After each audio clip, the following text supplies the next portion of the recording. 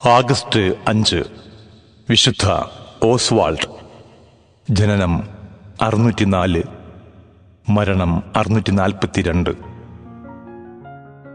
നോർത്തംബ്രിയയിലെ എഥൽഫ്രട്ട് രാജാവിൻ്റെ രണ്ടാമത്തെ മകനാണ് ഓസ്വാൾഡ്.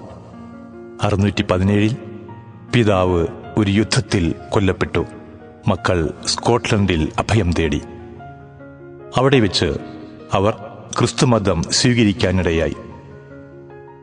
633 എഥൽഫ്രട്ടിന്റെ മക്കൾ നോർത്തംബ്രിയയിലേക്ക് മടങ്ങി.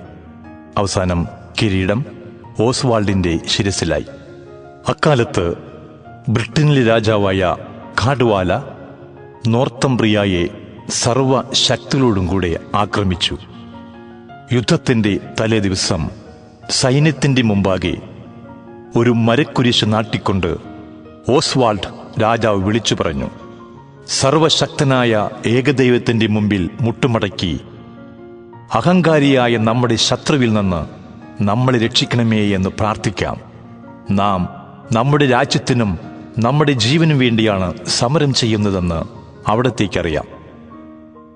കുരിശു നാട്ടിയ സ്ഥലത്തിന്റെ പേര് ഹെവൻഫെത്ത്, സ്വർഗവയൽ എന്നായിരുന്നു. യുദ്ധത്തിൽ കാഡ്വാല വധിക്കപ്പെടുകയും ഓസ്വാൾഡ് പൂർണ്ണ വിജയം നേടുകയും ചെയ്തു. അനന്തരം സ്കോട്ട്ലൻഡിൽ നിന്ന് ഏതാനും സന്യാസികളെ സുവിശേഷം പ്രസംഗിക്കാൻ വരുത്തുകയും രാജ്യമാസകലം ക്രിസ്തീയ ചൈതന്യം സംജാതമാക്കുകയും ചെയ്തു. അവരുടെ തലവനാണ് പിന്നീട് മെത്രാനായി അഭിഷിക്തനായ വിശുദ്ധ അയിഡാൻ. അദ്ദേഹം നിരവധി പള്ളികളും ആശ്രമങ്ങളും പണിതു. ഓസ്വാൾഡ് രാജാവിൻ്റെ എളിമയും പരസ്നേഹവും സർവത്ര പ്രകീർത്തിതമാണ്.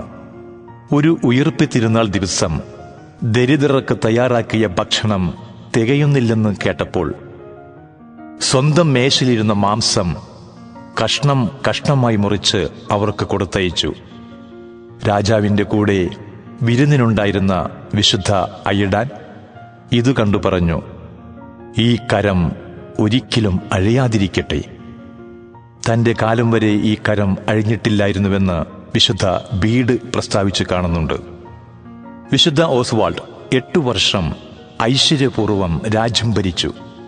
അങ്ങനെയിരിക്കെ മേഴ്സിയായിലെ പെൻഡ എന്ന ദുഷ്ടരാജാവ് ഓസ്വാൾഡിനെ ആക്രമിക്കുകയും 642 ആഗസ്റ്റ് 5 മേസർഫീൽഡ് എന്ന സ്ഥലത്ത് യുദ്ധത്തിനിടയ്ക്ക് മരിച്ചു വീഴുകയും ചെയ്തു. അദ്ദേഹത്തിന്റെ കൈകാലുകൾ ഛേദിച്ചു തൂണുകളിന്മേൽ നാട്ടുകയുണ്ടായി. അദ്ദേഹത്തിന്റെ സഹോദരൻ പിറ്റേ വർഷം ഈ പൂജ്യ അവശിഷ്ടങ്ങൾ എടുത്ത് യഥാവിധം സംസ്കരിച്ചു. വിചിന്തനം. വിശുദ്ധി വിരളമായിരുന്ന കാലത്ത് ഓസ്വാൾഡ് ധീരമായ വിശുദ്ധിയിൽ ജീവിച്ചത് ദൈവത്തിൻ്റെ ശക്തിയാലാണ്. എന്നെ ശക്തിപ്പെടുത്തുന്നതിലൂടെ എനിക്കെല്ലാം ചെയ്യാൻ കഴിയും എന്ന് അപ്പസ്തോലനോട് ചേർന്ന് പറയുക.